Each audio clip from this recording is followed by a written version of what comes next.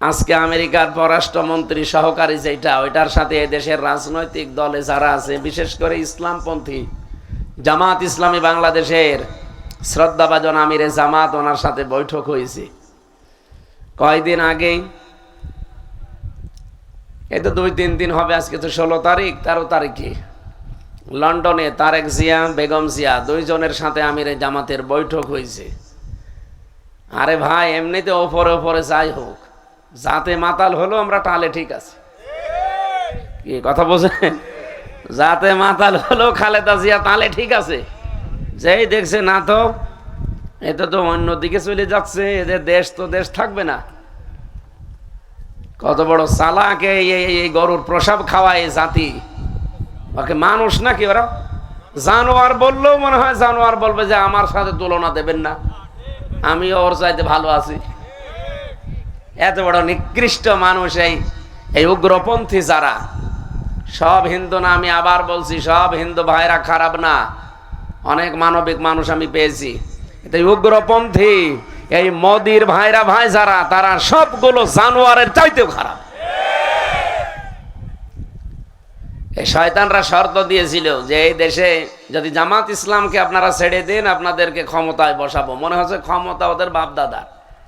এখনো কি আগস্টের 5 তারিখের আগে আছে দেশ? এখন চলছে এপ্রিলের 16 তারিখ। কত পরিবর্তন আপনি জানেন? আগস্টের 5 তারিখের আগে বাংলাদেশে মাত্র 100 জনের 15 জন বলতো যে আমরা ইসলাম চাই, জরিপ আছে। তার ভেতরে এই যে ইনি একজন। হ্যাঁ, আমি যা বলছি একেবারে বাংলায় খোলাখুলি বলছি। 100 জনের 15 জন যদি রাষ্ট্রে ইসলাম কায়েম হোক এটা চাইতো, তার ভেতর উনি একজন। ওনাকে জিজ্ঞাসা করে দেখেন। আমিও একজন। আমি হয়তো ওইভাবে অ্যাক্টিভ ছিলাম না, এখন আমিও একজন। এই যে হাত তুলছে যারা, এরাও, এই লোকটাও আছে। সব মিলে মাত্র 100 জনের 15 জন বলতো আমরা রাষ্ট্রীয়ভাবে ইসলাম চাই। মাত্র 8 মাসের ব্যবধানে এখন আন্তর্জাতিক রিপোর্টগুলো দেখেন, এখন 100 জনের 77 জন মানুষ চাচ্ছে যে আমরা এই দেশে রাষ্ট্রীয়ভাবে ইসলাম চাই। কোথা থেকে কোথায় গেছে আপনি টের পাচ্ছেন? মাত্র 15 দিন আগেও 66 জন বলতো যে আমরা ইসলাম চাই। এই কয়দিনে আবার বেড়ে গেছে। আন্তর্জাতিক রিপোর্টগুলো তো তৈরি করে খ্রিস্টানরা। ওরা চিন্তা করেছে যে এ তো অবস্থা ভালো না। আর এপ্রিলের 12 তারিখে দেশের মানুষ যা দেখিয়েছে, পৃথিবীর ইতিহাস পাল্টিয়ে দিয়েছে। এমনিতে ট্রাম্পের এই মন্ত্রী ডাক দিয়েছে, অবশ্যই ভেতরে কোনো কিন্তু আছে। সবচাইতে বড় বিষয়, খালেদা জিয়া অনেক বয়স্ক মানুষ। তিনি এতদিন দেখলেন যে বোবোজানকে ব্যবহার করে আমাদেরকে, এই দেশের মানুষকে ঘায়েল করেছে ওরা। এখন আমাদেরকে ঘায়েল ব্যবহার করে এই দেশের মানুষকে ঘায়েল করতে চায় না। আমি সারা জীবন মানুষের জন্য রাজনীতি করলাম, আমি আপোষহীন নেত্রী বলে পরিচিত। এখন আমি এই কাজ সামনে হতে দেব না। এই জন্য নিজের ছেলেকে নিজে আমিরে জামাত, নায়েবে আমির আব্দুল্লাহ মোহাম্মদ তাহের 4 জন বৈঠক করে কি হয়েছে আমরা আজ পেয়েছি। আগামী আজকে এই জন্য কোর্টের বারান্দার অবস্থা ভালো না। আগে আনিসুল হককে সামনে এমনি হাত ধরে নিয়ে যেত, হাসানুল হক ইনুকে এইভাবে নিয়ে যেত সামনে, আর আজকে পেছনে হাত মোড়া দিয়ে বেঁধে ফেলেছে। তার মানে এখন প্রশাসনও জানে যে সামনে বোবর আর খাওয়া নেই। এত বড় বড় ঝানু নেতা যাদের দেখলে পুলিশ আরো দুই গজ দূরে থাকতো, যে ঝাড়িয়ে দিত ওই কামরুল টাক, আর আজকে একেবারে মনে হচ্ছে বিড়াল হয়ে গেছে। পেছনে হাত বেঁধে হ্যান্ডকাপ দিয়ে আলেমদেরকে যেভাবে বাঁধত, এখনো তো আর একটা কিছু করে না, এই যে মাজায় দড়ি দেওয়া, এটাও করা দরকার ওই শয়তানদের। ওরা আলেমদেরকে মাজায় দড়ি বেঁধে ছাগলের মতো, গরুর মতো টেনে নিয়ে যেত। আমি নিজে সাক্ষী, আমারও দিয়েছে। আমার ছোট মেয়েটার সামনে আমার যখন মাজায় দড়ি দিয়ে, হাতে হ্যান্ডকাপ দিয়ে, মাথায় ওই টুপি পরিয়ে, লাইফ জ্যাকেট দিয়ে, পায়ের সাথে ডান্ডা বেড়ি লাগিয়ে যখন কোর্টে তুলছিল, মেয়েটা আমার ফ্যাল ফ্যাল করে তাকিয়েছে। ওর বয়স কত তখন? 7 মাস। এখন হয়তো 4 বছর, 4.5 বছর হবে। ওই সময় কোর্টে দেখা করতে যেত, ওই অবস্থায় আমারে নিয়ে যেত। যারা আমার মা বাবা, আমার স্ত্রী, বড় মেয়েটা হয়তো ওর কিছু বলতো না, কিন্তু ছোটটা মনে হচ্ছে যে একেবারে চাতক পাখির মতো সেই আছে, যা আমার বাবারে গরুর মতো নিয়ে যাচ্ছে। সে অবস্থায় শয়তানদের সাথে এখনো করা হচ্ছে না। আমরা চাই যা যে করেছে তার উপর যেন অতটুকু করা হয়। ওরা এই দেশের ইসলামপন্থী মানুষদেরকে, এই দেশের মানুষ যারা রাজনীতি করে, সে জামাত বলেন, বিএনপি বলেন, যাই বলেন, তাদেরকে ধরলে কি কষ্ট দিত আমি নিজে দেখেছি। 24 ঘন্টা তালা লাগিয়ে রাখতো জেলের ভেতরে। আর কোর্টে নিয়ে আসার সময় যে দৃশ্যের কথা বললাম, এগুলো এখন করা দরকার ওদের। সব চাইতে বড় শাস্তি হবে ওদের, আর আমাদের খাবার দিত না, ওদেরও যেন খাবার ঠিক মতো না দেওয়া হয়, এবং যোগাযোগ যেন বিচ্ছিন্ন করে দেওয়া হয়, যেন টের পায় যে কেমন লাগে। আমার এই দৃশ্যটা আজকে দেখে মনে হচ্ছে যে ওই সময় মাঝে মাঝে বলতাম, আল্লাহ এরকম দৃশ্য যদি কোনোদিন ফিরে আসে, তখন আমি একটা কথা বলবো, কি দেখ কেমন লাগে। আজকে আমার মনে হচ্ছে কথাটা বলি যে দেখ কেমন লাগে। ওদেরকে যোগাযোগ বিচ্ছিন্ন করে রাখেন। আমাকে 3 বছর যোগাযোগ বিচ্ছিন্ন করে ফাঁসির কন্ডেম সেলে যেভাবে তালাবদ্ধ রেখে দিয়েছিলেন, ওদের প্রত্যেকে, ওরা যেহেতু মার্ডার মামলার আসামি, আর আমি তো সন্দেহভাজন আসামি ছিলাম। মূলা চুরি করলো এরকম ছেলে মানুষ যায় না। আর আমি একেবারে সে মামলা দিয়েছিল যে আনসারুল্লাহ বাংলা টিমের নাকি প্রধান, আমি সে কি ও সাথে আমি জানি না। আনসারুল্লাহ বাংলা টিমের প্রধান সারা বাংলাদেশের, আমি তো কি ওটা কি, ওকে খায় না মাথায় দেয় তাও জানি না। জঙ্গি নাটক সাজিয়ে এতদিন পর্যন্ত দেশের মানুষকে বিদেশি মোড়লদের সামনে, প্রভুদের সামনে কালার করতো। এখন এই 8 মাস 16 দিন চলছে। 8 মাস 16 দিন তো হয়নি, 8 মাস 11 দিন। কি 8 মাস 11 দিনে কোনো জঙ্গি নাটক দেখেছেন? তার মানে বাংলাদেশে জঙ্গি বলে কিছু নেই, এগুলো সব ওদের বানানো, ক্ষমতায় টিকে থাকার জন্য দাদা বাবুদের এগুলো দেখাতো। আর ওই যে প্রভু আছে, প্রভুরা এখন সব বুঝে ফেলিস, যেহেতু পুরা নাটক দেখছি। কারণ নাটক যে লেখবে সে যেহেতু নেই, নাটক এখন মঞ্চস্থ হবে কি করে, এই জন্য আর মঞ্চস্থ হয় না। আমি ভেতরে একজনকে পেয়েছিলাম, উনি হচ্ছে আল্লাহ দলের প্রধান আব্দুল মতিন। ওনারা বললাম যে ভাই আপনি আল্লাহ দলের সভাপতি, সেক্রেটারি কে? আমার ছেলে। আমি সভাপতি, আমার ছেলে সেক্রেটারি, বাংলাদেশে আমাদের আর কেউ নেই। এই হচ্ছে জঙ্গি। শয়তানও এত নিচে নামে না, ওরা নিজেদেরকে চেয়ারে রাখার জন্য যত নিচে নেমেছিল, আল্লাহ পুরা উল্টিয়ে দিয়েছে, এমন নিচে নামিয়েছে না। গত বছর এই 14 এপ্রিল, পয়লা বৈশাখে মাওলানা মতিউর রহমান নিজামী শহীদ, আল্লামা দেলাওয়ার হোসাইন সাইদি রহমতুল্লাহ আলাইহি, অধ্যাপক গোলাম আজম, শহীদ আব্দুল কাদের মোল্লা, এই মানুষগুলোর কার্টুন ছাপিয়ে তামাম দুনিয়াকে দেখিয়েছে যে এরা রাজাকার। এখন উল্টিয়ে আজকে দেখেন না, হাসিনার কার্টুন ছাপিয়েছে, তাও রাক্ষসী বানিয়ে। সেদিন এক মহিলা বলছে তোমার শাশুড়ির মতো লাগছে। আমার শাশুড়িও এরকম রাক্ষসী। আর কত নিচে নামাবে বলেন? সুতরাং বিশ্বে যারা আছেন তারা এখনো পর্যন্ত যদি সোচ্চার না হন, ভারতের এই দাবানল কিন্তু ছড়াচ্ছে। ওরা ওয়াকফ আইন তৈরি করে, এই ওয়াকফ বিল বানিয়ে, অবৈধ বিল বানিয়ে মুসলমানদের দান করা হাজার হাজার একর জমি জায়গা এখন সব তারা নিজেদের দখলে নিয়ে নিচ্ছে। এই পৃথিবীর সবচাইতে বড় দখলদার ইসরায়েল আর ইন্ডিয়া। বলেন, বিশ্ব নবীর হাদিস ছিল, মানের দাগা মা লাইসা লাহু ফালাইসা মিন্না ওয়ালিয়াতাবাওয়া মাকআদাহু মিনান নার, রাহু মুসলিম।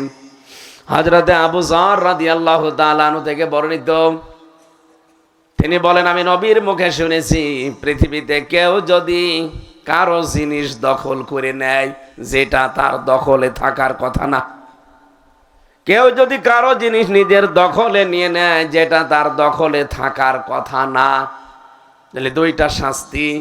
1 নম্বরে ফালাইসা মিন্না, ওই দিন থেকে সে নবীর উম্মত আর নেই। কি কথা বোঝেন? বাংলাদেশে আগস্টের 5 তারিখের পরে অনেক মানুষ এরকম শুরু করেছিল যে বিভিন্ন জিনিস দখল করতো তারা, নাকি মা গোড়ায় হয়নি? হয়েছে, মানে এই জেলা আরো বেশি হয়েছে। কয়েকদিন আগেও তো চাঁদা চাইতে গিয়েছে একজন মানুষ, এরকম একজন মানুষের কাছে, উনি দিতে চাইনি, ওনার বাড়ি ঘর ভেঙে দিয়েছে। এই মাগুরা জেলায় না? যে জিনিস আপনার না, আপনিও দেশের নাগরিক, আমিও দেশের নাগরিক, আপনাকে চাঁদা দেওয়া লাগবে। আপনি কোন মহারথী? একে আপনি আগস্টের 5 তারিখের আগে পেয়েছেন, দাঁত মুখ সব সমান করে ফেলা হবে এবার। চাঁদা কিসের চাঁদা? আপনার কি দখলে আছে? আমার কাছে চাঁদা চান, এই টাকা কি আপনার বাবার টাকা আছে? আপনি চাইলেন আর দিয়ে দেব? একজন হোক কোন অবৈধ কাজ করে এই দেশে যেন কেউ টিকে থাকতে না পারে, এই সংস্কৃতি আরম্ভ করেন, আগামীর বাংলাদেশ মিনি জান্নাত হয়ে যাবে।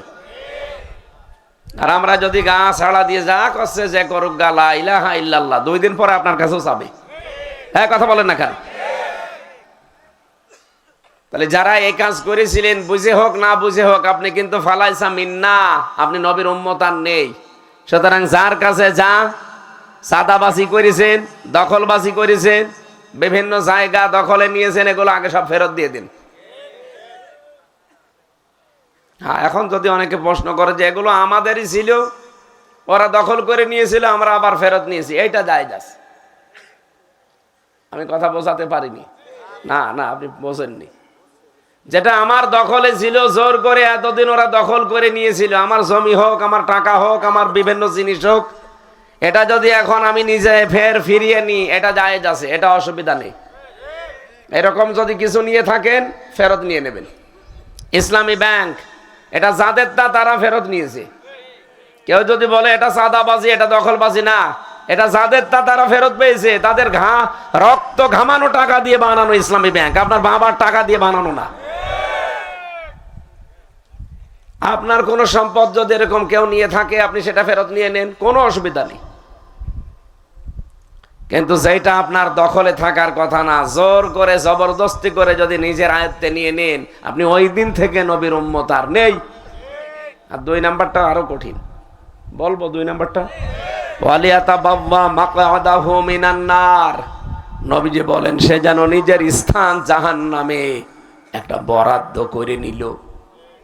যেটা ইসরায়েল করছে, ইন্ডিয়া করছে, ওরা যা জাহান্নামে যাবে, এই হাদিস তার প্রমাণ। আজ মসজিদ গুলো দখল করে মন্দির বানাচ্ছে, বলছে এখানে 500 বছর আগে নাকি মন্দির ছিল। আরে শয়তান! বাংলাদেশে এখন যদি আমরা আওয়াজ তুলি, ঢাকার স্বামীবাগে ইসকন মন্দির, 1000 বছর আগে এখানে মসজিদ ছিল, ভেঙ্গে আমরা এখন মসজিদ বানাবো, মেনে নেবেন? আর এটা আমরা করবো না, কারণ আমাদের ধর্মে বাড়াবাড়ি নেই, জবরদস্তি নেই। আছে? আপনাদের কি ধর্ম? ওকে ধর্ম, এ পৃথিবীর নিকৃষ্ট ধর্ম এখন হিন্দু ধর্ম। এ ধর্মই না। একটা জীবিত বাছুরকে দেখলাম, গরুর বাছুর, জীবিত বাছুরকে কামড় দিয়ে রক্ত বের করে জীবিত অবস্থায় তারা দুনিয়া থেকে বিদায় করে দিচ্ছে। কেন? তার একটা সিস্টেম নেই। আপনাদের ধর্ম এত উগ্র কেন?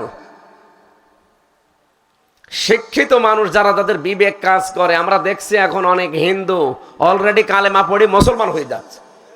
কয়েকদিন আগে এক বিসিএস ক্যাডার যশোরে, ওনারে বলেছিলাম যে স্যার আপনি তো বিসিএস ক্যাডার, উনি শিক্ষিত মানুষ, কি করেন আপনি? বলছে আমারও মন এগুলো মানে না, কিন্তু বাপ দাদা করিয়েছে তাই করি। ওনারে বললাম আমাদের ধর্মীয় গ্রন্থ আছে কোরআন, আপনি এটা শুধু ইংরেজিতে হোক বাংলায় হোক, এটা শুধু অর্থ পড়বেন পুরাটা। আপনাকে আমি মুসলমান হতে বলছি না, কারণ জোর জবরদস্তি করা আমাদের ধর্মে যদি থাকতো, তা আপনাকে আমি পিটিয়ে মুসলমান বানিয়ে ফেলতাম। কারণ বাংলাদেশে আমরা 92% মুসলমান, আর আপনারা মাত্র কয় ভাগ? একটা করে থাপ্পড় দিলে আপনারা মরে যেতেন। এই কথা বলেন না কেন? আমাদের এই দেশে অবস্থান যেমন, ইন্ডিয়াতে ওই হিন্দুদের অবস্থান তেমন। তা আমরা তো আপনাদের জামায় আদরে রাখি, আর আমাদের ভাইদের সাথে ওরা কি করে? বাড়ি ঘর সব ভেঙ্গে নিজের নামে নিয়ে নিচ্ছে, দখলে নিয়ে নিচ্ছে।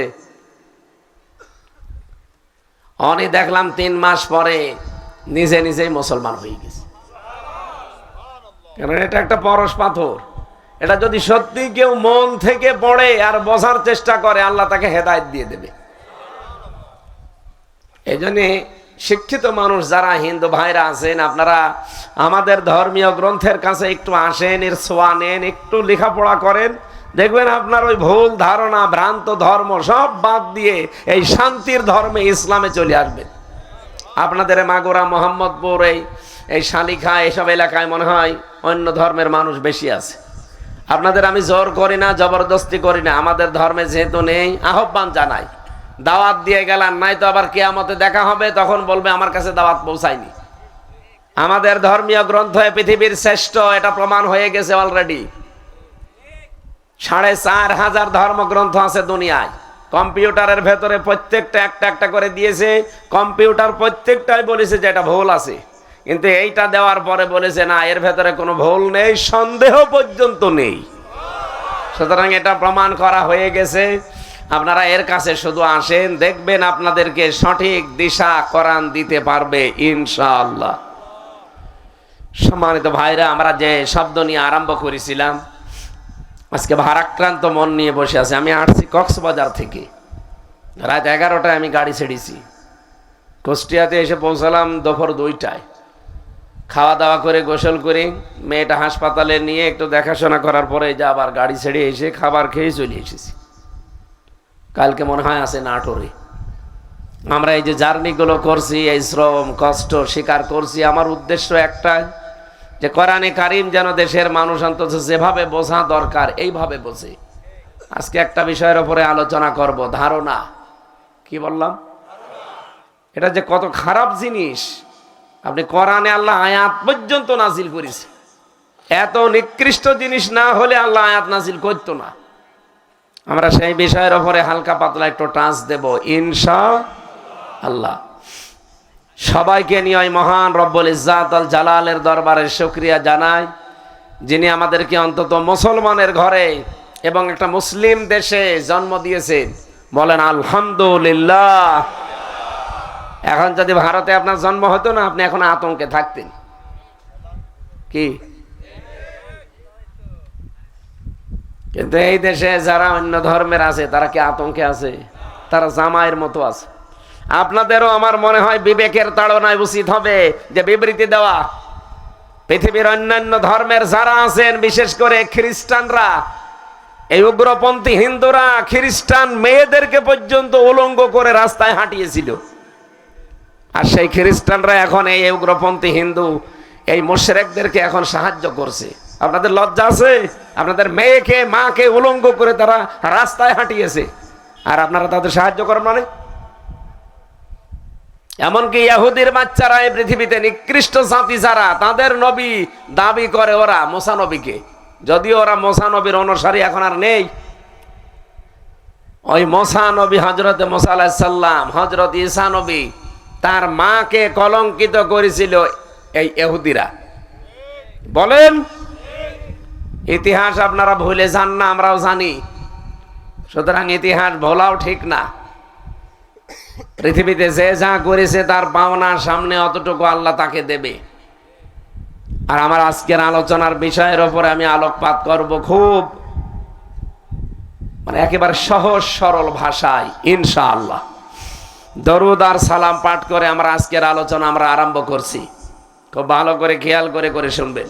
সূরা হুজুরাত। কোন সূরা? আরো জোরে বলেন। কোরআনে কারিমের একটা সামাজিক সূরা। সমাজ জীবনে মানুষ কি কি করবে এই কথাগুলো আল্লাহ সূরার ভেতরে দিয়ে দিয়েছেন। সামাজিক আচার আচরণ, আপনারা কথাবার্তারাও কিভাবে আপনি বলবেন, কার কথা বিশ্বাস করবেন, কারটা করবেন না, এই কথাগুলো আল্লাহ সূরার ভেতরে দিয়েছেন। আগস্টের 5 তারিখের পর থেকে পট পরিবর্তনের পরে অনেক মানুষ বিভিন্ন জায়গা থেকে একটু হাওয়া পেয়ে লাফাচ্ছিল, কিন্তু এখন থেমে গেছে। আপনি লাফান কোন কারণে?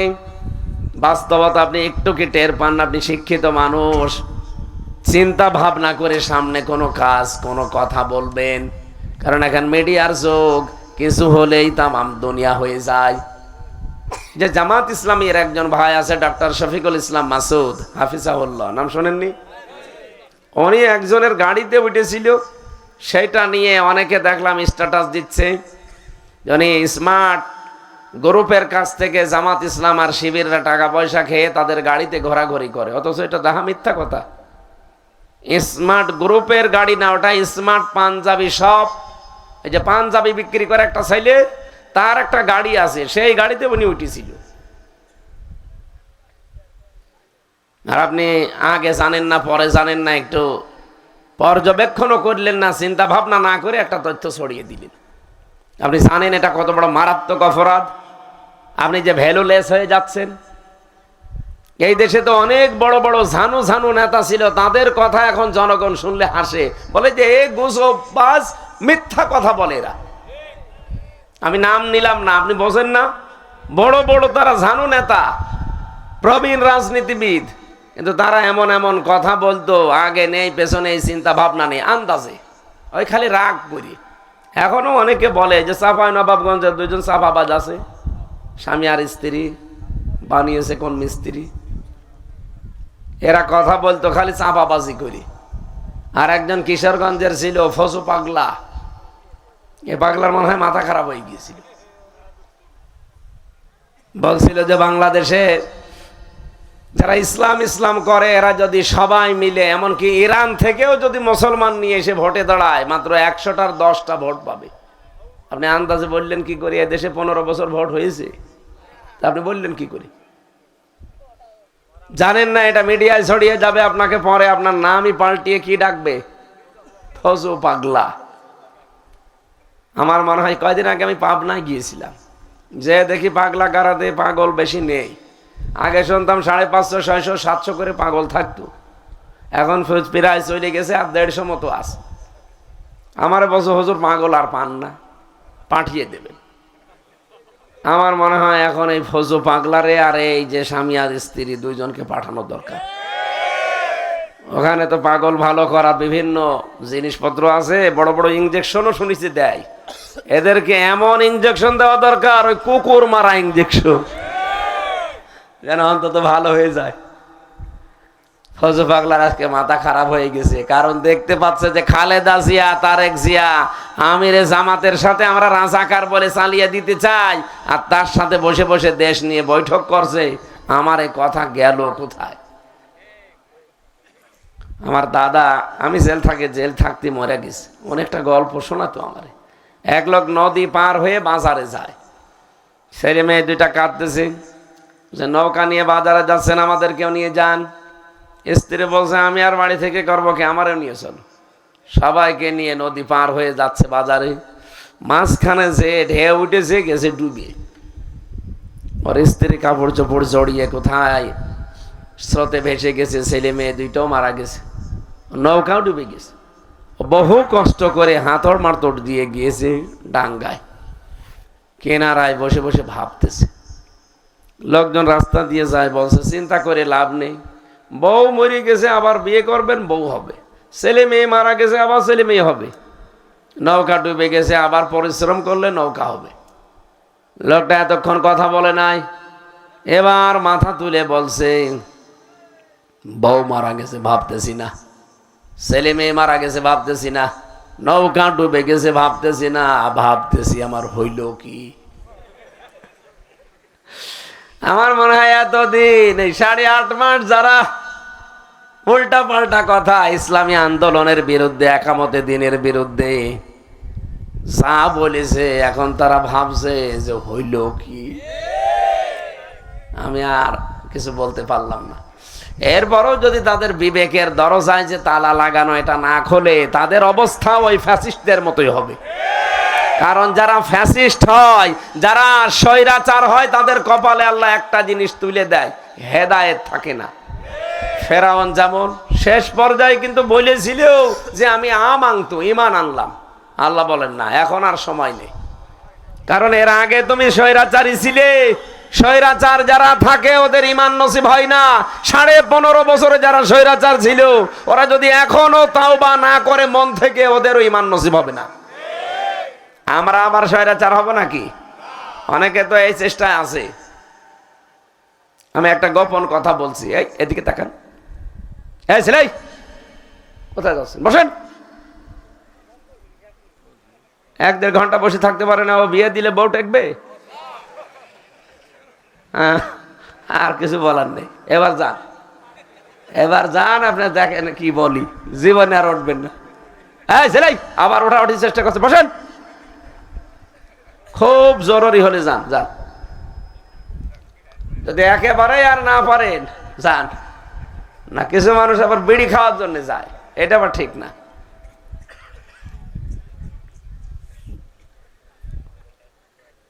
যদি একটা পরিচিত তথ্য আপনার হয়তো এভাবে চিন্তা করেননি, আমি আপনাকে আশার বাণী শোনাতে চাই, একটু ভালো করে খেয়াল করবেন। সূরা আলাম নাশরার 5 এবং 6 নাম্বার আয়াত, আমি কয়েক মিনিটে শিক্ষাটা বের করে তাফসিরে চলে যাব। ফা ইন্না মা'আল উসরি ইসরা, ইন্না মা'আল উসরি ইসরা। আল্লাহ পাক বলেন অবশ্যই কষ্টের পরে সুখ। কে বলছেন? কিন্তু এখানে শিক্ষার বিষয়টা হচ্ছে উসরুন, এটার আরবি বাংলা অর্থ হচ্ছে কষ্ট। উসরুন মানে কি? এই কষ্টের আগে আল্লাহ আলিফ লাম দিলেন, এটা মারেফা করে দিলেন, নির্দিষ্ট করে দিলেন। এর আগে আল্লাহ মা দিয়েছেন, এর আগে ইন্না আছে, এর আগে ফা আছে। আল্লাহ বলেন অবশ্যই কষ্টের সাথে, কষ্টের পরে কি ইসর। এখান দেখেন ইসরর আগে আলিফ লাম নেই, এটা নাকেরা, এটা অনির্দিষ্ট। আমি যতগুলো তাফসীর পড়েছিলাম এর আগে, এভাবে আমি বুঝি নাই। জেলখানায় থাকতে বিশেষ করে তাফহিমুল কোরআন আর ফিজিলালিল কোরআন টিকাগুলো দেখে দেখে দেখলাম এখানে একটা আলাদা তথ্য আছে। আল্লাহ পাক বলেন পৃথিবীতে যদি কেউ একটা কষ্ট সহ্য করে 3টা কারণে, এদিকে তাকান, আপনি যদি একটা কষ্ট পান দুনিয়াতে কয়টা কারণে? আরো জোরে। কষ্ট পেলেই হবে না, 3 কারণে কষ্ট পাওয়া লাগবে। যদি আপনার একটা কষ্ট দুনিয়ায় সহ্য করা লাগে, আর কারণ যদি হয় 3টা, আল্লাহ ইসরা দিয়ে জানালেন কমপক্ষে দুনিয়া আখিরাতে তোকে আমি 70টা আনন্দ দেব। আমি এবার পরীক্ষা করব, আন্দাজে সুবহানাল্লাহ বললেন কিনা। এটা যে ক্লাস চলছে, ছাত্রের মতো জবাব দেবেন। কষ্ট কয়টা? দেখলেন, পরে তো 0 দেওয়ার দরকার। আমি এরকম ছাত্র চাই না। এক ছেলে এসে নাকি কাঁদছিল বাবার কাছে, এই কি হয়েছে? পরীক্ষার রেজাল্ট দিয়েছে। রেজাল্ট দিয়েছে তো ভালো, কাঁদার কি আছে? তুই পাস না ফেল, তুই খালি বল যে পাস করেছি, আমি মিষ্টি নিয়ে আসি। আচ্ছা আব্বা, পাস করলে তো ফেল করলে তো কথা ছিল, ছিলাম 5-এ, নামিয়ে দিয়েছে 3। এখন আমার 5-এ উঠতে আরো 2 বছর লাগবে। আপনারা তোমার আছে ছাত্র ওইরকম, 1 মিনিট আগে বললাম ভুলে গিয়েছে, বলছে 3টা। আমি যে ইসরার আগে আলিফ লাম দিলে নির্দিষ্ট করে দিলাম। আবার বলছি এটা খুব দরকার। আপনি কোরআনের কথা তো 100% সত্য হবে না, মিথ্যা হালকা আছে? কোনো মিথ্যা নেই। অবশ্যই দুনিয়াতে যদি কেউ একটা কষ্ট সহ্য করে, সে নারী হোক আর পুরুষ হোক, কষ্ট কয়টা? আরো জোরে। কয় কারণে? 3টা কারণে যদি একটা কষ্ট দুনিয়াতে আপনি সহ্য করেন, ইসরা, কমপক্ষে দুনিয়া আখিরাতে মিলে আপনাকে আল্লাহ 70টা সুখ, 70টা আনন্দ দান করবেন। এবার আসেন তো একটা একটা করে দেখি। কষ্টটা যদি হয় আপনার আল্লাহর জন্যে, 2 নম্বরে রাসূলুল্লাহর জন্যে, 3 নম্বরে মানবতার জন্যে, এই 3টা কারণে যদি আপনি দুনিয়াতে কষ্ট পান, আল্লাহর কসম আপনাকে দুনিয়া আখিরাতে 70টা শান্তি আল্লাহ দান করবে। এই কথাকে আমি বানালাম। এই আয়াতটা পরে আবার আল্লাহ আরেকবার রিপিট করেছেন 6 নম্বর আয়াতে, 5 নাম্বার, এটা 6 নাম্বার। ইন্না মা'আল উসরি ইসরা, অবশ্যই কষ্টের সাথে। বলেন বলেন, আল্লাহ কষ্টের সাথেই সুখ রাখলেন, কিন্তু কষ্টের আগে নির্দিষ্ট করে দিলেন একটা, আর সুখের আগে আল্লাহ নির্দিষ্ট করলেন না, বললেন অনির্দিষ্ট। এটা না কেরা কত দেব এটা আমি নিজে জানি, কেউ জানি না। দুনিয়াতে যদি আপনি একটা কষ্ট সহ্য করে থাকেন, আল্লাহর কসম রেডি হন, ৭০টা সুখ আপনি পাবেন। কিন্তু কষ্টটা পাওয়া লাগবে, আবার বলছি কয় কারণে? আল্লাহর জন্যে, রাসূলুল্লাহর জন্যে, মানবতার জন্যে। অনেকেই কিন্তু কষ্ট দুনিয়ায় পায়। এই যে হাসিনাও তো যাওয়ার দিন কষ্ট পেয়েছে, পায়নি? কি কান্না কানছিল, মনে হচ্ছে যে স্বামী মরে গেছে। কষ্ট পেয়েছে, কিন্তু আল্লাহর জন্যে, রাসূলুল্লাহর জন্যে, মানবতার জন্যে। কিসের জন্যে? পাপের জন্যে। পাপের জন্যে কষ্ট পেলে এখানে ওই কথা আল্লাহ দেননি। আমরা যারা সত্যি এই 15.5 বছরে আল্লাহর জন্য, কেউ রাসূলুল্লাহর জন্য, কেউ মানবতার জন্য কষ্ট পেয়েছেন, আপনি লিখে নিতে পারেন কোরআনের আয়াত 100% সত্য, যে ৭০টা শান্তি আল্লাহ আপনাকে দুনিয়া আখিরাতে দেবে। এটা বিশ্বাস করেন তো? এবার সিস্টেম অপর পৃষ্ঠায় দেখুন, পৃথিবীতে কোনো মানুষ যদি একটা সুখ ভোগ করে, আর ওই সুখটা যদি হয় অবৈধ সুখ, কয়টা? একটা অবৈধ সুখ ভোগ করলে ওইটা যেমন বুঝলেন, এইটা ওইভাবে বোঝেন। কমপক্ষে দুনিয়া আখিরাত মিলে আপনাকে ৭০টা দুঃখ আল্লাহ ভোগ করাবে। আগেরটা বললাম, বলছে সুবহানাল্লাহ, পরেরটা আমি শুনতেই চাই না। আপনি যদি সুখ ভোগ করে থাকেন দুনিয়াতে কয়টা? আর সুখ যদি হয় বৈধ না অবৈধ? অবৈধ। বৈধ সুখে কোনো কষ্ট নেই। এই যে স্বামী স্ত্রী যারা, এরা সুখে থাকে, শান্তিতে থাকে, এই সুখের জন্যে, এটা বৈধ সুখ। এই জন্য পরবর্তীতে এই বৈধ সুখের জন্য কষ্ট আল্লাহ দেবে না। কিন্তু যদি অবৈধ সুখ কেউ তৈরি করে পরকীয়া প্রেমের মাধ্যমে, পরকীয়া প্রেম যারা করে তারাও কিন্তু সুখ পায় না? পায় না? হ্যাঁ, বছর সুখের জন্য করে। তাহলে এই সুখটা কি বৈধ? কি বলেন বলেন? এই অবৈধ সুখে যারা আছেন, এমনকি বিয়ের আগে যারা, এটা এখন শুনছি বিভিন্ন জায়গায় মহিলারা যে অনশন করছে। আজকেও প্রায় 4-5টা খবর দেখলাম না? আমাদের কুষ্টিয়ার হরিপুরে, ওদিকে কুমিল্লায়, ওদিকে বরিশালে, এদিকে মাগুরার এক জায়গায়, না যশোরে এক জায়গায়,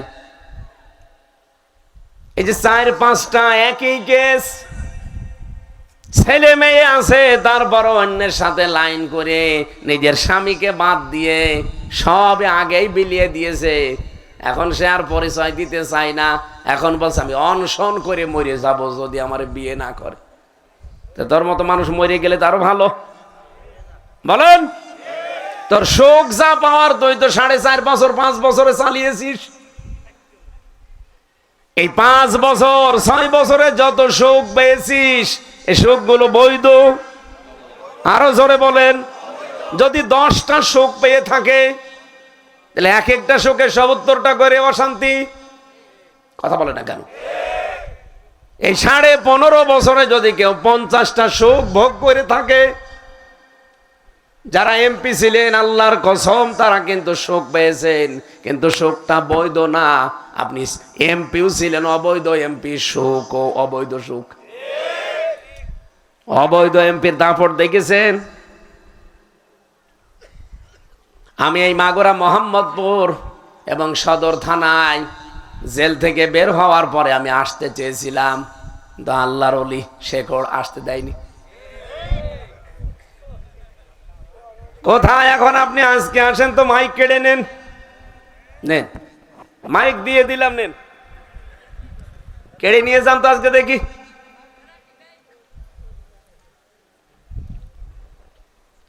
কি করলেন আপনি? এখন এখন তো যতদিন এই দেশ থাকবে আপনাদের মতো জালেমদের জন্য মানুষ শুধু বরদোয়া করবে, আর আপনাকে যদি সামনে পাই কুকুরের মতো পিটাবে। বলেন তো, আমি কি কোনোদিন আমার বাবার কথা বলতে আসতাম? কোরআনের প্রচার করার জন্য কোথায় কুষ্টিয়া, কোথায় মাগুরা, ঝিনাইদহ, এত দূর থেকে এসেছি। উদ্দেশ্য আমার একটা, যে আপনি কোরআন বুঝে আপনিও জান্নাতি হবেন, আমিও জান্নাতি হব। অথচ রাজনৈতিক বিভিন্ন ট্যাগ দিয়ে সাইনবোর্ড লাগিয়ে আপনি আমারে আসতেই দিতেন না। কিসের ক্ষমতা? সব ক্ষমতা আল্লাহ উল্টিয়ে দিয়েছে। এতে আপনি আনন্দ পেয়েছেন, সুখ পেয়েছেন। সুখগুলো কি বৈধ ছিল না অবৈধ? আজ যারা হোটেলে রাত কাটায় কত মানুষকে নিয়ে, এই যে আমি কক্সবাজারে 7-8 দিন ছিলাম, কত মানুষ দেখলাম এই সমুদ্র বিচে, সুগন্ধা বিচে ঘুরে বেড়াচ্ছে। কেউ নিয়ে গেছে তার ছোট শালি, কেউ কার বউ নিয়ে গেছে আল্লাহ জানে, আর সে জানে, দুনিয়া আর কেউ জানে না। ওখানে যে সুখে আছেন আপনি, এ সুখটা কি বৈধ না অবৈধ? এরকম বহু জায়গায় যত অবৈধ সুখ আপনি পাবেন, এক একটা অবৈধ সুখের কারণে দুঃখ পাওয়া লাগবে কয়টা? তাহলে অবৈধ প্রেম যারা করছেন আজ বিয়ের আগে, এমনকি পরকীয়া প্রেমে যারা লিপ্ত হয়ে সুখ পান, শান্তি পান, এক্ষুনি বাদ দেওয়া লাগবে। নাই তো এক একটা অবৈধ সুখের জন্য যদি 70টা অশান্তি আল্লাহ দুনিয়া আখিরাতে আপনাকে দান করে, আপনি পারবেন নিতে?